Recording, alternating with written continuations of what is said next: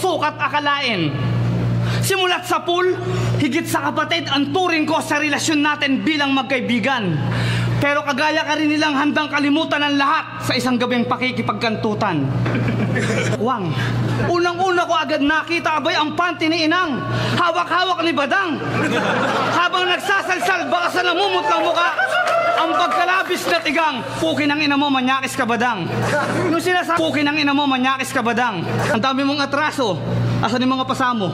Habang mo magsalita, putak ina mo, numero 1 kang manyakis. Yung babae, hindi na ako babanggit ang pangalan. Sa Wawawi, dating tao ni Kuya Willie, puta minanyak niya sa taxi. Pinangakuan na ako, putang ina po, porkit rapper ka, ibig sabihin makukuha mo na. Lagay mo rin sa mukha, Badang. Ang totoo po talaga niya. Si Badang po, kumpare namin yan ni Paring Kane. Si Kane po, siya po yung member, kagrupo niya po si Mr. Blaze. Ang nangyari po kasi noon, nagiinuman po yata sila dun sa bahay nila Kane, sa Tuesday Troop. Tapos, umakit daw po si Badang dun sa kwarto ng bata. Tapos, sinipo-hipuan, ganun. Kaya si PB, nagsisigaw, Daddy, Daddy. Tapos, syempre, umakit ngayon si Kane. Ayun na, doon na po nangyari. Tapos, ganun yung ginawa ni Badang sa anak niya. Yung tipong, parang ikaw na nga yung pinatira doon, wala ka pang utang na loob, 'di ba? Parang gago, 'di ba? Tsaka yung mga galawan kasi ni Badang talagang sobrang mali. Kahit sino tinatalo niyan.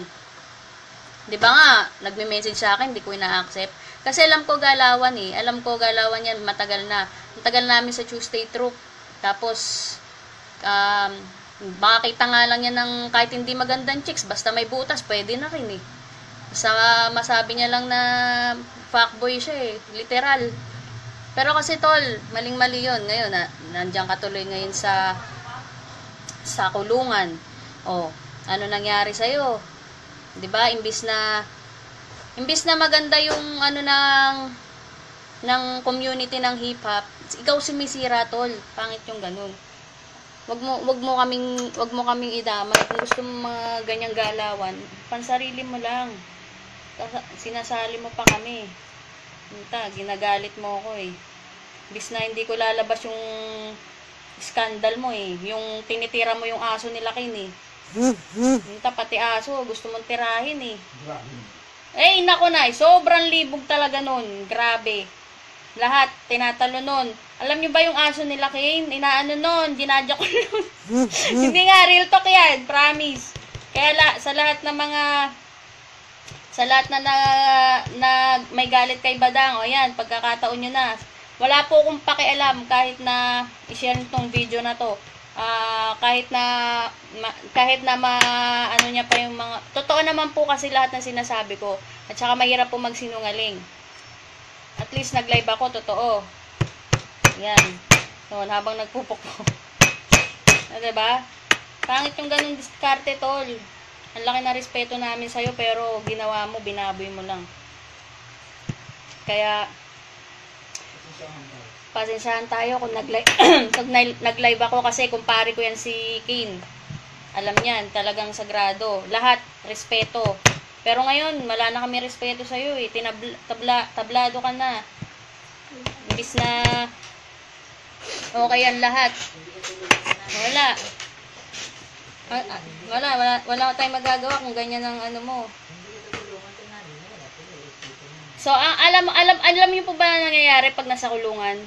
Di ba, tinitira sa puwet? Ganyan mangyayari sa'yo, Badang. Yari ka. Hindi ka naawa sa ano mo, hindi ka naawa sa asawa at anak mo. Alam mo yung anak mo, babae pa naman. Tapos, ganyan ginawa mo. Kung yung anak mo, gawin sa kanya yun. Di ba, ang sakit. Pangit yun, ganun, tol. Dapat talaga sa'yo. Ayun, muli nagbabalik ang programa natin, 69.69 FM, Badang Radio Station. Pa-shoutouts kay Ervin Esco. Shoutout sa local T. Ayan si Daniela. Shoutout din sa... Kung di ako nagkakamali, Marka Clothing ba to? Tama ba? Marka ba to?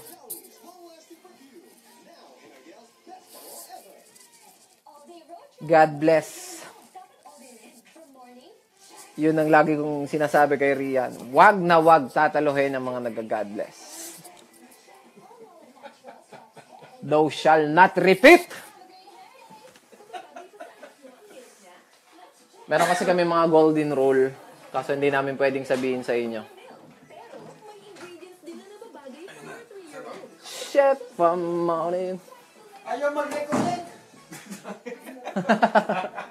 Ayaw mag-recollect yung Facebook. Ayun o. Shoutout mo. Marami nag-iaya sa Iloilo ng event. Pero syempre, ay gumagawa silang video greetings. Yo, shoutout kay Kyla, Katrina. Catherine, Doxin. Ha? Doxin.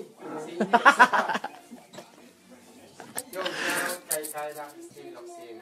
Ingat ka palagi. God bless. Mula sa... Naku! Yo! Bakit mo